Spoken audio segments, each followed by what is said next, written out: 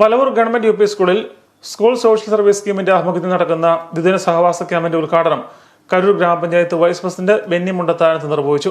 PTA president Binny Joseph അധ്യക്ഷത വഹിച്ചു. യോഗത്തിൽ രാമപുരം ഉപജില്ലാ വിദ്യാഭ്യാസ officer Saji KB, colonel KNV Achari, Kisan service society സംസ്ഥാന എക്സിക്യൂട്ടീവ് കൗൺസിൽ അംഗം Prashant P, Davis Mani, Viji Philip, MBTA president Reji Sunil എന്നിവർ പ്രസംഗിച്ചു.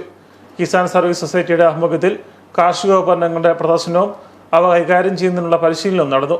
മദ്യത്തിനും മയക്കുമരുന്നിനുമെതിരെയുള്ള സാമൂഹ്യ മുന്നേറ്റത്തിന് ഒപ്പം ചേരാനും നേതൃത്വം നൽകാനും അധ്യാപകനായ D. ശുഭലൻ വിദ്യാർത്ഥികളെ ആഹ്വാനം ചെയ്തു.